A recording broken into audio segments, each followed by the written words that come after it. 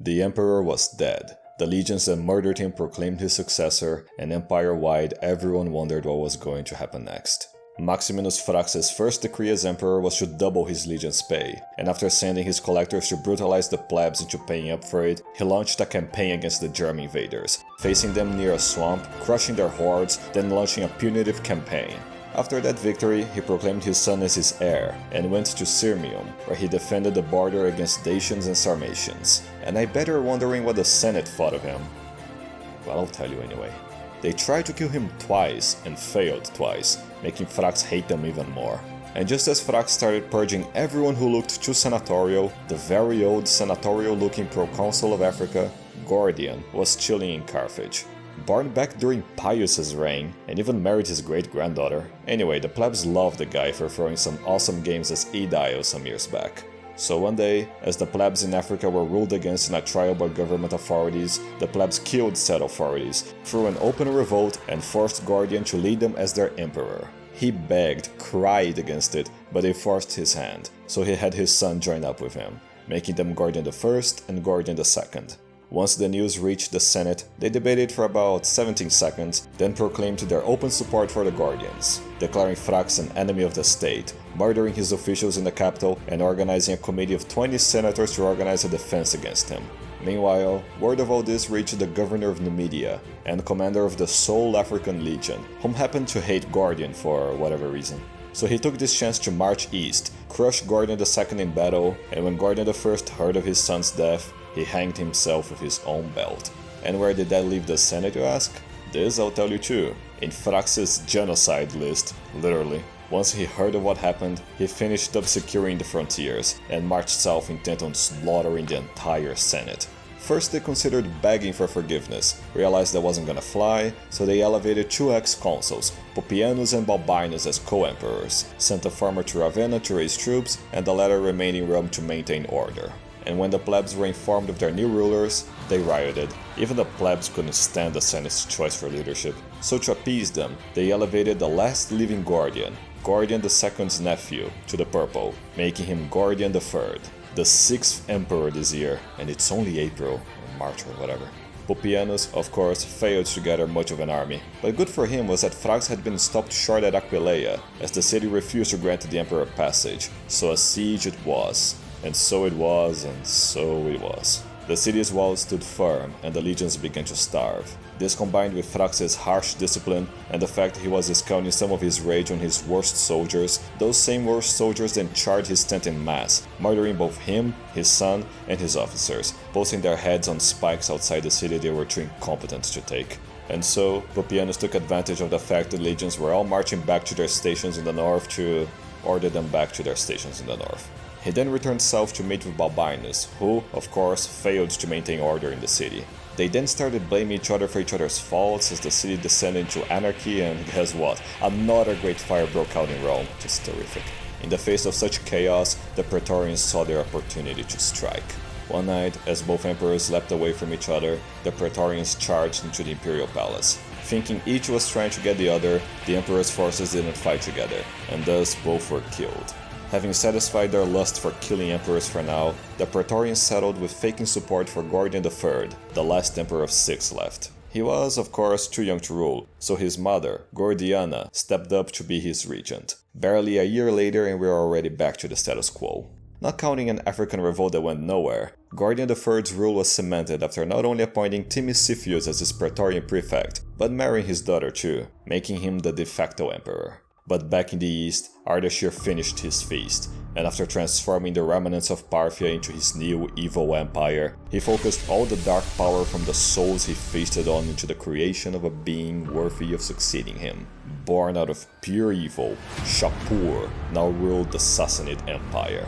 The monster then invaded the empire, slaughtering his way from Mesopotamia onto Syria.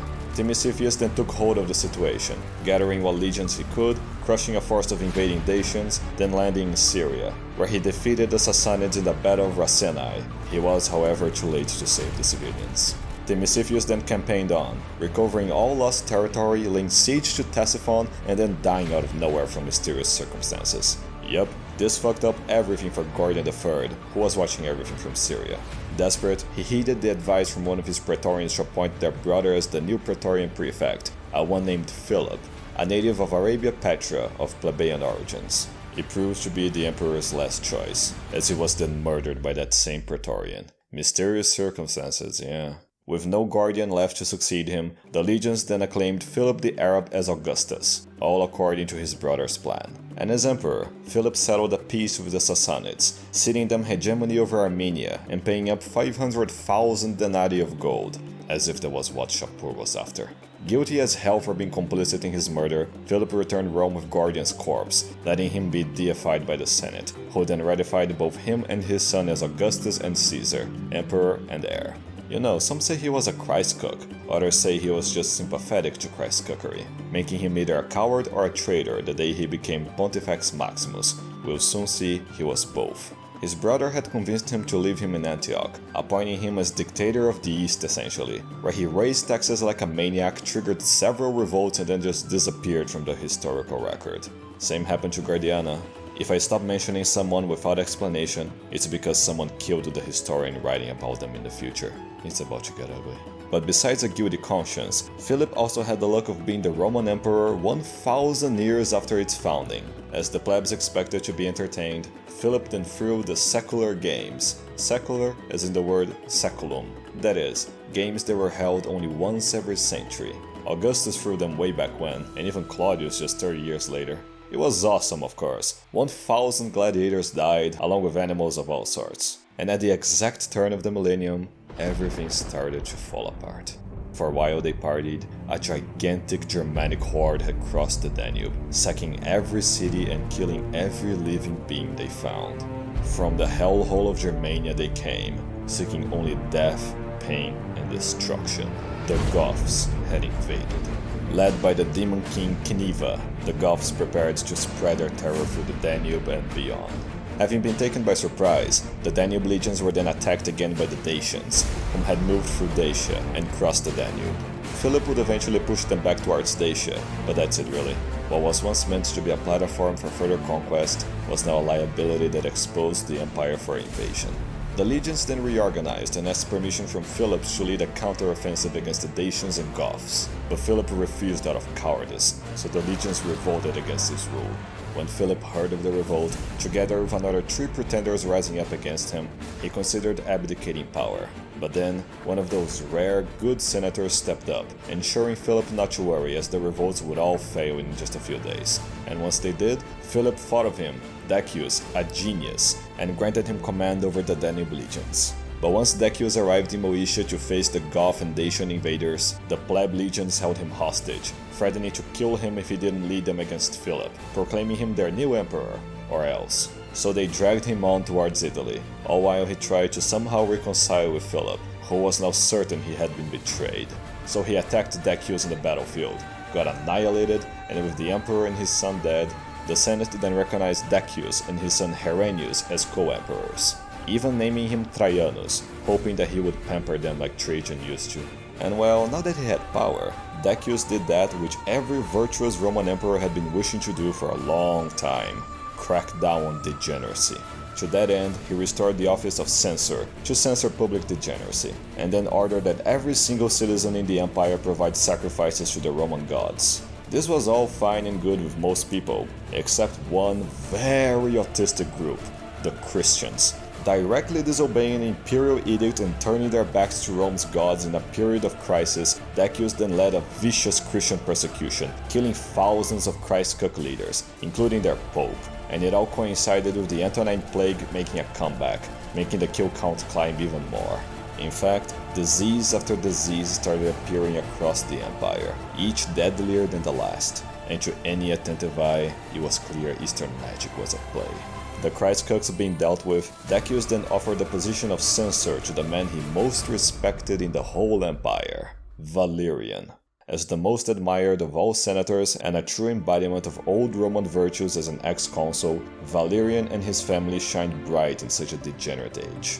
And so, despite the power of the position, Valerian refused Decius' offer, proclaiming the title to be too august for him to deserve it, which is when bad news arrived from the east. As the Goths raided the frontiers, Cniva assimilated the surrounding barbarians into his Gothic hordes, leading them straight through Dacia, destroying several cities and laying siege to Philippopolis. To face them, Decius gathered his legates, among them one named Gallus, and pushed the Goths away. But as he did so, Cniva's endless hordes counterattacked, scattering the legions, but Decius managed to maintain cohesion. The Goths then destroyed Philippopolis, killing all of its 100,000 inhabitants and taking what few survived to be tortured and sacrificed to their chaotic gods back north. To save the captives, Decius set pursuit and faced the Goths at the Battle of Abritus. As Decius led the charge, Herennius was shot dead with an arrow.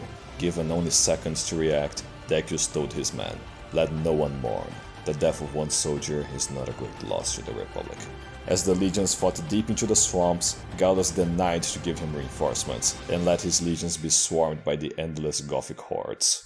He was the first emperor to die in battle against barbarians, and due to treachery. For behind the scenes, Gallus made a pact with Cniva, giving him all of Decius's plans and movements. His betrayal realized, he had his men acclaim him the new emperor, agreeing to let Cniva go and paying a massive annual sum to keep him away. But we all know how this goes. When news of the catastrophe arrived, the Senate elevated Decius's youngest son, Hostilian, as emperor, and to mask his betrayal, Gallus agreed to have him as his co-emperor, only for him to die of the plague that same year. Back to the east, the Armenian king refused to recognize the devil himself as his sovereign, resulting in Shapur invading Armenia and then invading the empire once again, sacking all of Syria and laying waste to Antioch. But Gallus couldn't care less, preoccupied with elevating his own son Volusianus as his co-emperor and all. And all this instability really fucked the economy. The mints in Rome were now run by corrupt fools that made the denarii be worth 1/100th of what it used to be back in Domitian's time. Inflation ran rampant, trade routes were broken, and mistrust and theft became the standard. And back in the Danube, Cniva demanded a new, deliberately impossible sum of gold to be kept away. Which of course Gallus couldn't pay, that was the point, so he used this to invade the empire again, destroying city after city all the way through Asia Minor. As the coward he was, Gallus sent someone else, a man named Aemilian, to deal with Cniva. Put in charge of Decius's vengeful veterans, and with no traitors among them, his legions then pushed Cniva's Gothic hordes back, liberating the Danube. As the legionnaires freed the prisoners, Aemilian tried using this victory to get them to proclaim him their new emperor. It was either him or Gallus, so they went with it. His reign threatened, Gallus called on Valerian, by then commander of the Rhine legions, to march south and protect him. But he wouldn't arrive in time, as Aemilian then landed in Italy and marched on Rome. Gallus gathered a large Praetorian militia army, but was still crushed by Decius' veterans. He then fled north, hoping to meet with Valerian, and it was then that his Praetorians murdered him, hoping to be rewarded for it. Once Aemilius got to Rome, he barely was able to heighten their eagles for a week before Valerian was seen entering Italy. Marching north to face him, he was met with the largest army in the empire, led by its best legate. Never being loyal to Aemilian to begin with, Decius's veterans defected him en masse, leaving him with just enough to share in Gallus's fate. Universally hailed as the new emperor, Valerian embraced his duty alongside his son, Gallienus, making them both co-emperors. Seeing as the east was being ravaged by Shapur and his withdrawal from the Rhine made the Germans invade again, Valerian set to go east and left Gallienus in charge of the west. And in the west, Gallienus would reform the military into relying far more on cavalry, merging all cavalry units across the Western Empire into one elite mobile force, allowing him to move around far more quickly than any emperor before. And he would need it, as he was to face a brutal challenge. Another Germanic coalition, this time an alliance of Batavians, those who revolted against the Flavians, the Chatti, the tribe that Germanicus once crushed, and the Cherusci, from which Arminius once hailed from. Together, they formed the Franks. As Valerian gathered most legions to face off Shapur, Gallienus was left with barely enough to halt most of the Frankish invasion, but it was a temporary halt at best. This preoccupation left the Danube exposed again, letting the Goths invade through Dacia again, exterminating all life they encountered. Unable to leave the Rhine leaderless, Gallienus left his son, Salonius, to represent him there, guarded by one of his best legates, Silvanus, and a local commander named Postumus, a half-German. But as he marched east and pushed back the Goths, and even liberating Dacia from them, the Germans were at it again, with the Franks breaking through the lower Rhine. His attention needed there, he left his eldest son, Valerian II, in the Danube, counseled by another legate, Ingenuus. As he attempted to push back the Franks, not long after he left the Danube, Ingenuus had Valerian II murdered and revolted against Gallienus, forcing him to gather what troops he could to face him. But just after leaving Gaul, with the legions now busy containing the Franks, the Alemanni also broke through, destroying the remnants of the Limes Germanicus and invading Italy with a horde of 300,000 Germs. Facing one disaster at a time, Gallienus met Ingenuus in battle, crushing his army with his cavalry. Ingenuus then fled towards a nearby lake, drowning himself to avoid capture. Focused back on the barbarians, the Franks by then had devastated their way south and sacked all the way to Hispania, and the Alemanni had laid waste to northern Italy, and had marched on Rome. But once they got there, the patricians rallied the plebs of Rome into one huge militia, and since Germs are hard-coded to attack defenseless civilians first, they were diverted away. Thing is, it was a huge bluff. Rome had long since outgrown the Servian walls, and no amount of plebs was going to save them.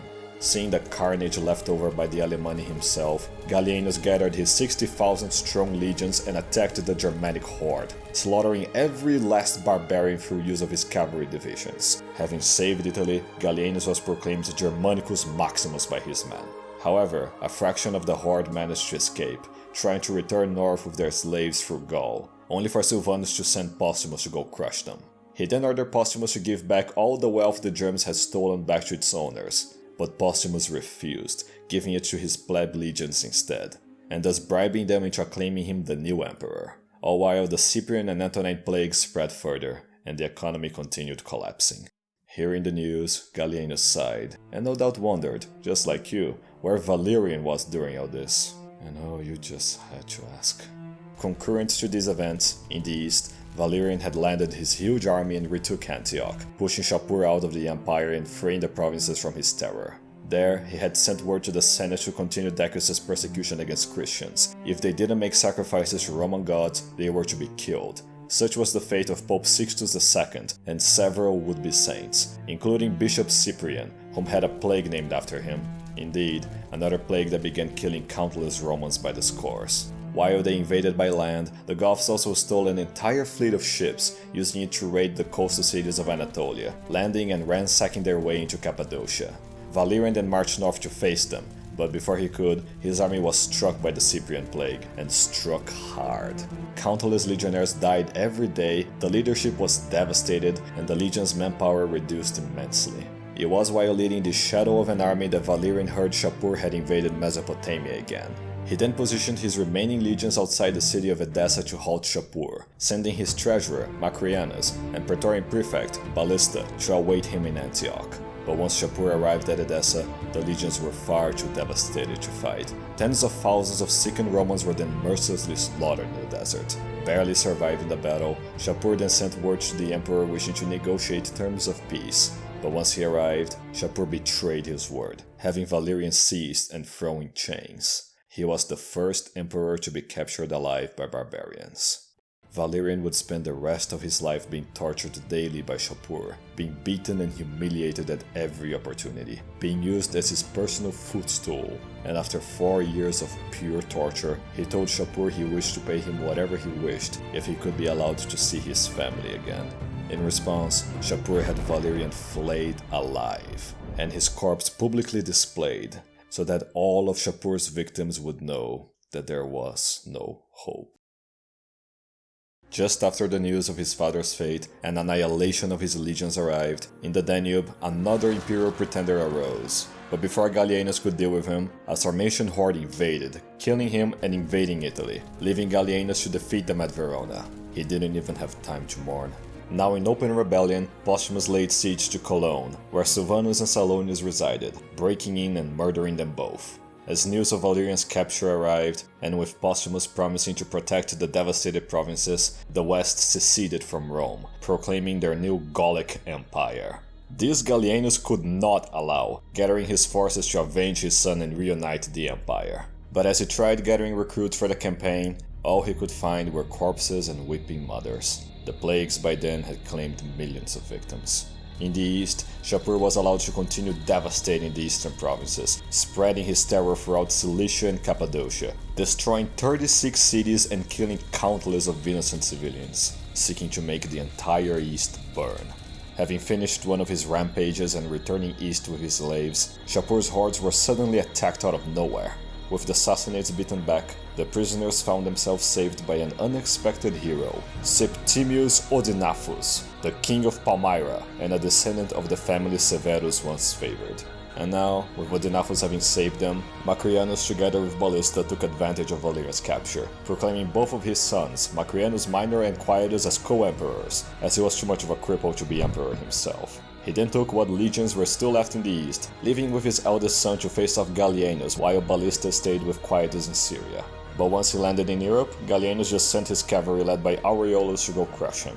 And in Syria, Odaenathus refused to betray Gallienus, having them both executed for treason.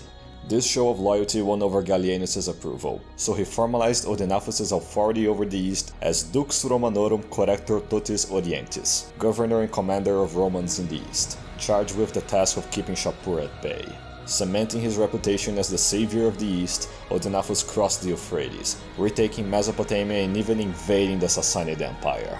Beating Shapur's forces again and again, he was acclaimed King of Kings, while still being a loyal subject of Gallienus, who then named him Parthicus Maximus.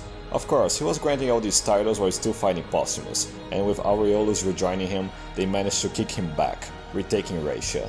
Gallienus then sent Aureolus to hunt him down, but he just let him escape. You know why? Yes, another corrupt legate with imperial ambitions. In his case, he was butthurt at how Gallienus wasn't defending his utterly undefensible home province of Dacia, furious at how he dared focusing on saving the empire's capital instead. This insubordination only got him demoted though, and even angrier. Gallienus then launched another campaign, going as far as encircling Postumus in a city, but as they were about to breach in, he was shot with an arrow. But Gallienus absolutely refused to die. He would reunify the empire and not even death was going to stop him. Nevertheless injured, Gallienus appointed a new commander of the cavalry, Claudius, one of the many Illyrian generals he relied on, sending Aureolus to Raetia to guard against any possible Germanic invasions. During this stalemate, the governor of Egypt would also revolt against Gallienus. Losing Egypt's grain supply would cause mass starvation and death in Rome, so Gallienus sent a fleet to retake Egypt, which it did, killing Governor Aemilianus. He shared the exact same name as the usurper his father killed. There were so many usurpers in this time period that the gods just ran out of names. Just then, the Goths started raiding Anatolia again, this time gathering a fleet of 500 ships, sailing through the Bosphorus, utterly failing to take Byzantium, and then sieging Cyzicus. Gallienus then sent the imperial fleet to Ravenna to scatter the Goths, but in doing so, many surviving Goths got through the Aegean Sea, landing in Greece and sacking every Greek city they found. Some cosmic karma for Troy, I bet. Among the Greeks was a Romanized historian, Decius, who was writing about all this chaos. Seeing the Goths destroy Athens, he refused to be yet another historian whose works are lost, and led a counter-offensive. The Greeks by then had long since been transformed into either twink-sex slaves or subservient plebs by the Romans, but he nevertheless managed to form a militia strong enough to kick the Goths north, where Gallienus and Claudius' mobile cavalry crashed on them. Decius then later returned to write about all this chaotic period. However, the Goths continued raiding Anatolia, invading it again just as Odaenathus was preparing to take Ctesiphon. As they were attacking the provinces he was sworn to protect, he marched north to kick them out. As they marched, Odaenathus went on a brief hunting trip with his eldest son, only for it to be ruined due to sheer disrespect from his nephew, who was then punished for talking back to him. Soon after, the nephew was approached by Odaenathus' wife, Zenobia, yet another spiteful reincarnation of Dido. After being defeated by Augustus as Cleopatra, she spent centuries in the dark, casting plagues on Rome with her Eastern magic. Having perfected this cruel practice, she came back again as Zenobia, seeking to attack Rome now that it laid at its weakest. To further her revenge, Zenobia had first to get rid of both her husband and his son with his first wife, riling up the nephew to do just that.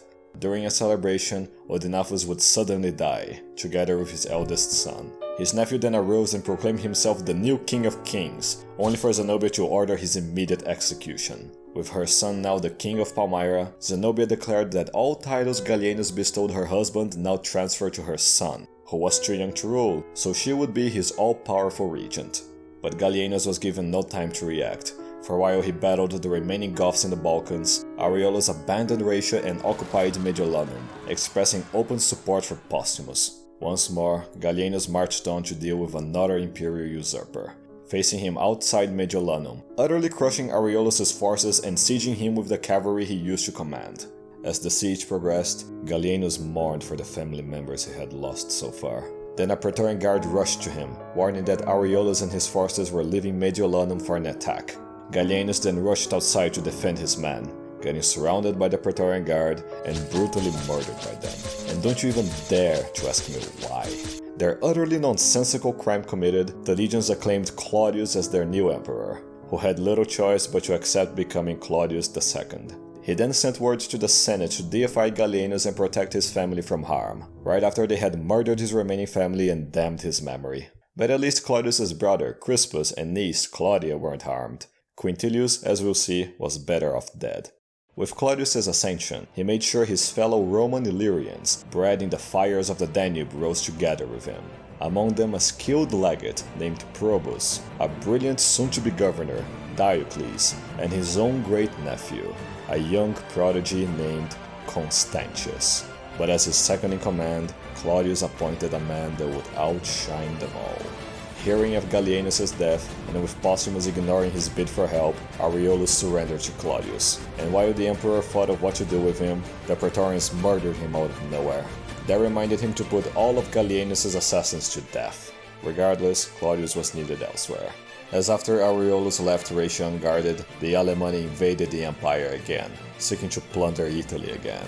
But Claudius halted their advance, crushing their hordes and kicking the remnants back north. That done, Claudius then marched to the Danube to do that which he would become most famous for, getting back to the Goths, as they gathered the greatest fleet yet. 6,000 ships carrying 320,000 Goths sailed through the Bosphorus, failed to take Byzantium again, got scattered by the imperial fleet again, and landed on Europe, gathering 100,000 Goths who then began destroying all cities they got to, again.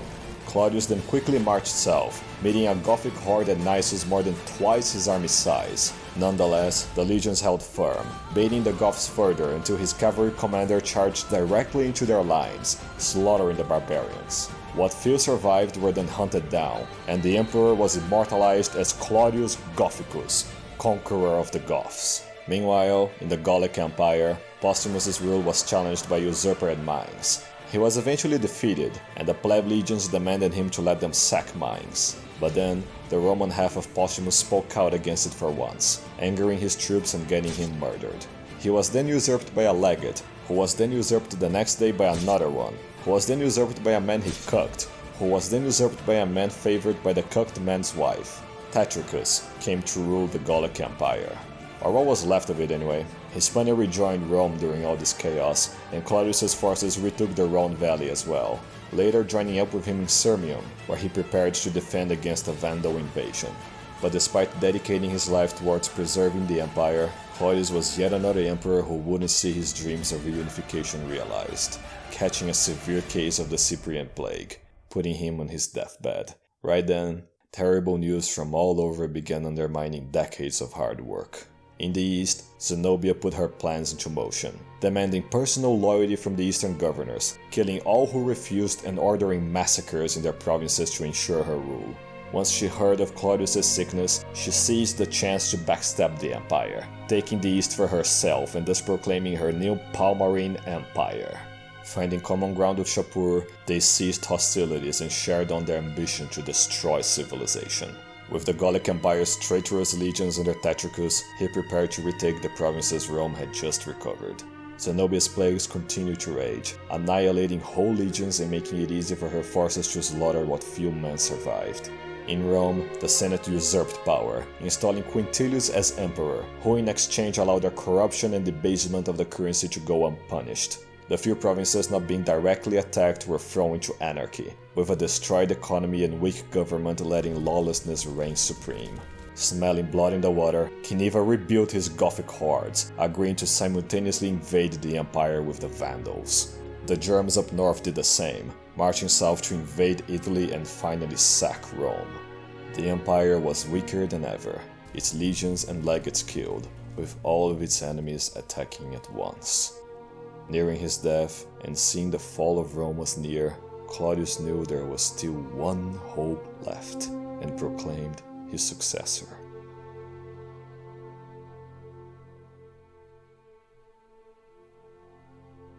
Throughout the last millennium, Rome endured many dark times, each producing great men of their own.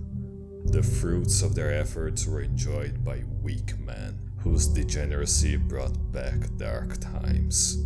The empire was now at the mercy of evil and chaos, enemies within and abroad tearing it apart.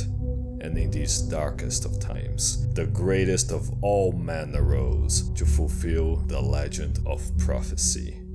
In Illyria, a sun priestess of the Aurelianus clan gave birth to a divine son, Aurelian. At the start of the crisis, he enlisted on the legions to serve Rome when she needed him most. Battle after battle, he defeated Rome's enemies, with talent and skill never seen before. Emperor after emperor he served, killing barbarians and traitors alike, always loyal and victorious. With tears in his eyes, Claudius begged Aurelian to save Rome as its emperor with his last breath. For God and empire he put on the mask, marching on Italy and deposing the usurper Quintilius. When the Vandals dared invade his home, he marched back and slaughtered every last one of them. And as the Germs dared invade Italy itself, he crushed their hordes against the ocean, denying any mercy. Once in Rome, he restored the economy from decadence, cleansing the city of all corrupt senators. To make Rome eternal, he ordered built the Aurelian walls so it would stand 1,000 years more. After decades of terrorizing the Danube, Aurelian crushed the Goths, delivering justice to Geneva. For the empire's sake, he evacuated the citizens of Dacia, strengthening the Danube against invasion. Sailing east, Aurelian gathered his cavalrymen and slaughtered Zenobia's army, making her flee away. Palmyra was then destroyed for all time, and Zenobia captured before fleeing to the Sassanids. Punished by Sol, Shapur was banished from this mortal realm, and Valerian's remains recovered. Returning west, he defeated Tetricus' legions of traitors, making him bow again to the light of Rome. Restoring the empire from the brink of collapse, Aurelian was acclaimed Restitutor Orbis, the restorer of the world. In his triumph, he had Zenobia judged guilty, having her executed and lifting Dido's curse forever. Ruling alongside his wife, he eradicated degeneracy from the streets, restoring law and order to Rome. Bringing peace, freedom, justice, and security to his empire, he began rebuilding it from the ashes. As the hero of prophecy, Aurelian was the only emperor to be luckier than Augustus and better than Trajan. To establish an eternity of order, Aurelian served as a model to the best men of the next generation. In only 5 glorious years, Aurelian had made Rome one empire with one emperor under one god. Setting sail for the east, Aurelian engaged in one final campaign, seeking to destroy all of Rome's enemies. But just as his unrivaled accomplishments made him a hero, so did it fill others with envy and resentment. As Aurelian built a world of good and order, their evil and chaos grew more and more threatened. Through lies they convinced themselves a perfect man could not be allowed to exist. In the darkest of nights, the Praetorians gave in to their evil and committed their worst crime.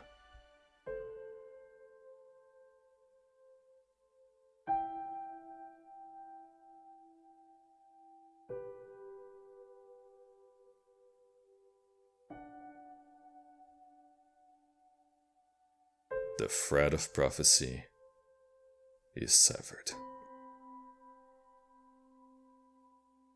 The world is doomed.